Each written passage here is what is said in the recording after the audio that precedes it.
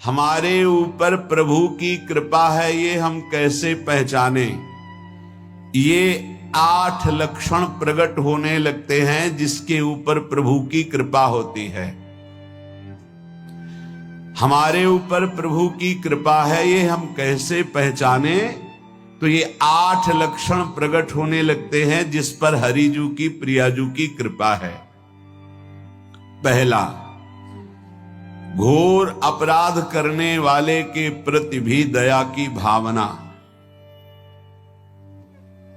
शांति पहला लक्षण है। भाव में भी पहले शांत भाव है। हमारे ऊपर श्री हरिजू की कृपा है, इसकी पहचान ये 8 लक्षण। पहला, शांति, अर्थात घोर अपराधी के प्रति भी गुस्सा ना क्षमा करना, ये हरि की कृपा का लक्षण है। देख लो भाई, घोर अपराधी शब्द तो जाने दो, जरा सा प्रतिकूल हो जाए तो लाख समझाओ पर भ्रकुटी तनी रहती है। भला ऐसा है? अपराधी पर भी क्षमा का भाव होना, ये हरि कृपा पात्र में ही होगा, अन्य में नहीं। तो अगर अपने हृदय में ऐसा लगे कि ऐसा नहीं है तो हरिजू से प्रार्थना करनी चाहिए कि कृपा करो, मेरे में सामर्थ्य आवे। दूसरा, अनुसूया, वो किसी भी के प्रति कभी भी कोई दोष दर्शन ही नहीं करेगा। दोष कथन, दोष श्रवण की तो बात जाने दो। अनुसूया, दूसरों के गुणों में दोष ढूंढना ये नहीं होता। हरि कृपा पात्र में ये नहीं होता। ये सब भजन के नाश करने वाले, जैसे पहला अपराधी पर क्रोध कर देना, तो माया ने भेजा इसीलिए था कि तुम्हारे साथ व्यवहार ऐसा करे कि तुम क्रोध करो। क्रोध करोगे तुम्हारी ऊर्जा शक्ति नष्ट हो जाएगी, अध्यात्म में जो चलने की थी। और कहीं तुमने संकल्प कर लिया तो भजन शक्ति नष्ट हो जाएगी। तो अगर भजन बल है तो गया, जरूर उसको दंड मिलेगा, पक्का मिलेगा, 100% मिलेगा, लेकिन आप खाली हो गए। ना भजन करने की वृत्ति रहेगी और ना भजन रहेगा, दोनों बात। अनुसूया, किसी के सद्गुणों में दोष देखना, गुणों में दोष ढूंढना, ये हरि कृपा पात्र में नहीं होता। ये बहुत मंगलमयी बातें हैं जिससे हमारा भजन मार्ग पुष्ट होता है। तीसरा, वो बाहर से और भीतर से पवित्र रहता है, हरि कृपा पात्र। शौचाचार का ज्ञान होना चाहिए, वस्त्र आपके पवित्र होने चाहिए, ये बाहरी, जल रज आदि के द्वारा बाहरी पवित्रता।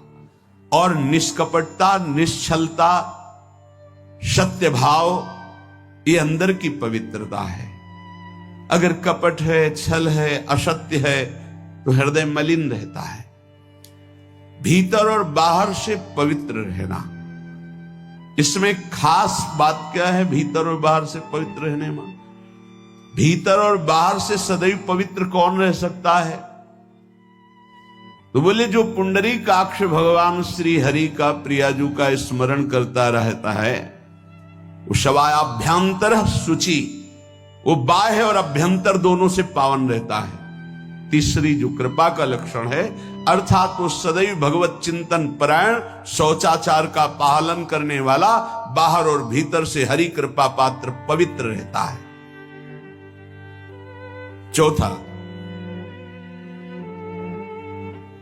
ऐसे कार्यों का अनुष्ठान न करे जिनमें हमारा भजन छूटता है, जिनमें सत्य छूटता है, जिनमें भगवत भाव छूटता है। जैसे आपके ऊपर कृपा हुई, आप भगवत मार्ग में चल रहे हैं, अब आप ऐसे सांसारिक कार्यों का अनुष्ठान कर रहे हैं जिनमें आपकी चित्तवृत्ति बिल्कुल भगवत विमुख हो रही, तो जीवन का लाभ क्या होगा? लाभ तो है भगवत स्मरण सहित। जैसे कल एक ने प्रश्न किया कि मैं खाता तो नहीं हूं लेकिन मांस की दुकान में मांस बेचता हूं, होटल आदमी, क्या उचित है? ये उचित कैसे हो सकता है? तुम और भी तो व्यापार कर सकते हो। जरूरी है धर्म का पालन करने की इच्छा करते हो, धर्माचरण करते हो, ऐसा नहीं। तो विरत बहुकर्मा, उन कर्मों से हमें विरत रहना है जो हमारे धर्म के विरुद्ध है, जो भजन के विरुद्ध है। हरि कृपा पात्र ऐसे कर्मों का अनुष्ठान कर ही नहीं सकता। अपने भजन का फल देखना भगवत कृपा पात्र के सबको प्रदान कर देना। हिम्मत है? अपने भजन, इतनी मेहनत से किया हुआ भजन होने के बाद, हे प्रभु इस भजन का फल हो, सर्वे भवन्तु सुखिना सर्वे सन्तु निरामयः। यहां तो कहते महाराज एक माला रोज आपके लिए करता हूं कि आपकी बीमारी ठीक रहे, तो शेष किसके लिए करते हो प्रभु? शेष क्या? अगर इष्ट और गुरु के लिए तुम्हारा है कि एक माला करते तो फिर इतनी माला करते तो हमें क्या होगा? सब आपको दे देंगे तो हमें क्या होगा? तभी भजन का रहस्य नहीं जाना। छठवां, अपने भजन से अपने लिए कुछ भी ना चाहना और दूसरों की तो बात जाने दो, दूसरों से कुछ ना चाहना ये तो ठीक है, अपने भजन से अपने लिए कुछ ना चाहना है हिम्मत। देखो ये हरि कृपा पात्र में हिम्मत होती है। अपना भजन अपने प्रयोग में ना लाना, इसका भी आंतरिक रहस्य है। अपने प्रयोग में आप शरीर को लेकर के बोलेंगे, अगर स्वरूप को लेकर तो प्रयोग की कोई वहां जरूरत ही नहीं, स्वरूप पूर्ण काम है, वहां कोई अभाव नहीं। जब आप कोई भाव अपने लिए करेंगे तो देह भाव होगा, देह भाव से किसी विषय की मांग होगी। विषय पूर्ति भजन का फल नहीं होता, भजन का फल होता विषय निवृत्ति। बहुत जोर की बात है, कैसे समझ में? अपने भजन का भी फल अपने लिए नहीं, दूसरों से कुछ चाह रखना तो बात ही जाने दो, भजन से भी कोई अन्य सुख की चाह नहीं। क्या चाहिए? भजन ही बनता रहे, भजन का फल भजन बनता रहे, खूब निरंतर जप करते रहे। सातवां, किसी भी मान सम्मान कीर्ति पद प्रतिष्ठा के मिलने पर हृदय का असंतुष्ट हो जाना, यह हरि कृपा पात्र का लक्षण होता है। प्रणाम नमस्कार जय हो तो हृदय में असंतुष्ट हो जाना चाहिए। कोई किंचन मात्र अभिमान न उदय हो जाए। प्रभु बचाओ, ये माया की चकाचौंध से बचा लो नाथ। कौन सा अपराध बन गया कि आपकी जय की जगह यहां हमको ऐसा सुनना पड़े।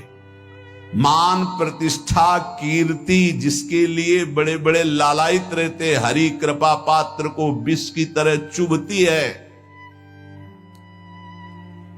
और आठवां, किसी भी प्राणी समुदाय से संबंध ना रखते हुए सब पर दया की भावना, सब पर कृपा की भावना, सब पर करुणा मैत्री पर किसी से ममता नहीं।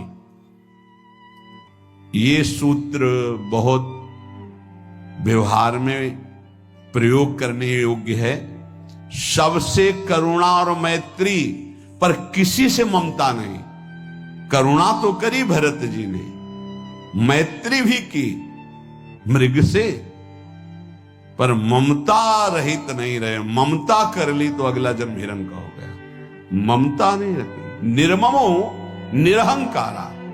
करुणा मैत्री तो करनी है, जैसे इसमें आदेश है, गीता में जी आदेश है, अद्वेष्टा सर्वभूतान मैत्रः करुणैव च, पर निर्ममो निरहंकारा, ये साधक की चतुरता है। प्राणी मात्र पर दया कृपा करुणा मैत्री, पर ममता नहीं। ममता किसी से, और यहां करुणा मैत्री ये तो गायब हो गई, केवल ममता रह गई है। अपने शरीर से ममता, शरीर संबंधियों से ममता, विषय भोगों से ममता, यही जहर है। संबंध में ये ममता ही जहर है, विचारों में अहंकार जहर है, कर्मों में ये आसक्ति जहर है। इसी जहर को मिटा दे तो जीवन मुक्त महापुरुष कर्म करते हुए, विषय सेवन करते हुए, वार्ता करते हुए, विचार करते हुए बिल्कुल जहर रहित उसका जीवन हो गया। तो ये 8 बातें हरि कृपा पात्र में होती हैं, इनको बार बार सुनना, हृदय में धारण करना।